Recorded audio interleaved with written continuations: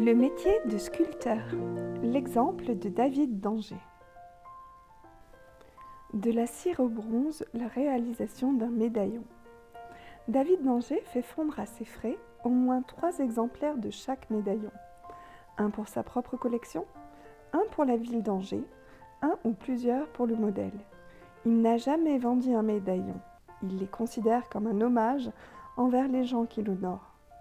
Le format réduit de ces médaillons lui a permis de diffuser les portraits de ses illustres contemporains à travers toute l'Europe.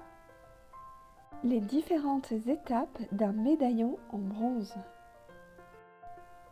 Petit 1. La cire originale. David d'Angers réalise ses portraits en modelant une cire rouge ou noire. Petit 2. Le moulage. Le portrait en cire est moulé pour obtenir une empreinte en plâtre, matériau moins fragile. Petit 3. Le modèle en plâtre.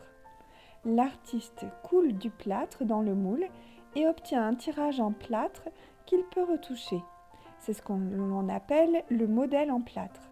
L'intervention du sculpteur, ici David d'Angers, s'arrête à la fin de cette étape. Il remet le modèle au fondeur qui se chargera de la fonte du bronze. Petit 4. La fonte au sable. Le médaillon en plâtre est pressé contre une couche de sable fin et argileux afin d'y laisser son empreinte.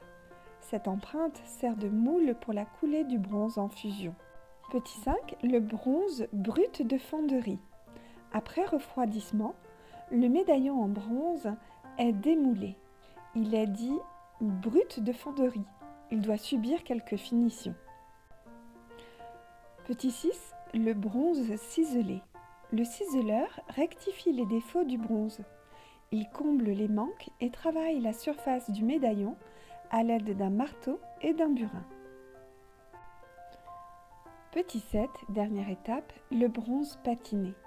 Le patineur chauffe la pièce et la tamponne à l'aide de produits chimiques pour donner à la surface du médaillon sa teinte finale. Et voici l'exemple du médaillon de Joséphine de Beauharnais-Bonaparte. Les différentes étapes d'une sculpture en bronze. L'exemple de celle de Gutenberg par David d'Angers. Avant de travailler sa sculpture, David d'Angers commence par réaliser des dessins. Il fait des recherches, des essais. Certains croquis sont peu détaillés et d'autres très précis. Ensuite, l'artiste réalise une petite sculpture en terre. Il met en volume son dessin. C'est en modelant l'argile qu'il crée son œuvre. Il choisit précisément à ce moment-là l'attitude de son personnage, son expression de visage, son costume, les accessoires, etc. La terre, quand elle est humide, a l'avantage de pouvoir être retravaillée. Comme la sculpture en terre est fragile, l'artiste réalise ensuite un autre modèle en plâtre. Pour cela, il réalise un moule autour de la sculpture en terre. Il verse ensuite du plâtre liquide dans ce moule et après séchage, il obtient une nouvelle sculpture en plâtre. C'est à ce moment qu'il peut agrandir le format de son œuvre.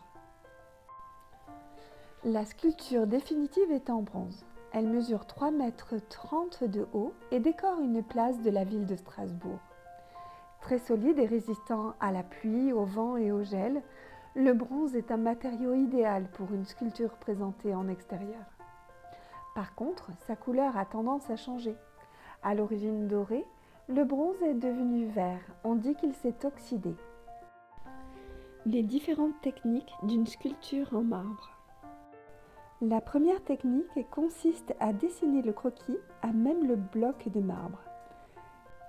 Ensuite, le sculpteur évite les parties dont il n'a pas besoin. La technique des 3 compas permet la reproduction à taille réelle ou diminuée ou agrandie du modèle. À l'aide d'équerres, on place 3 points selon la hauteur, la longueur et la largeur. Ces points de base sont alors reportés sur le bloc de marbre pour pouvoir les vider.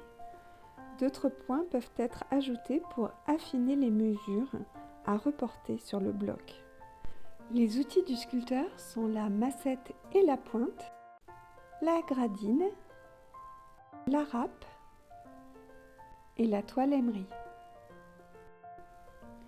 Ce buste en marbre d'Ulysse est réalisé par David d'Angers lors de son séjour à Rome au début de sa carrière. La statue du général vendéen Bonchamp à l'église de Saint-Florent-le-Vieil est datée de 1822. Bonchamp meurt en 1793 en demandant grâce aux prisonniers républicains de son armée, dont le père du sculpteur David d'Angers. Voilà pour le métier de sculpteur avec l'exemple de David d'Angers. À ton tour de t'entraîner à sculpter avec de la pâte à modeler, de la pâte à sel, de l'argile, du bois, etc.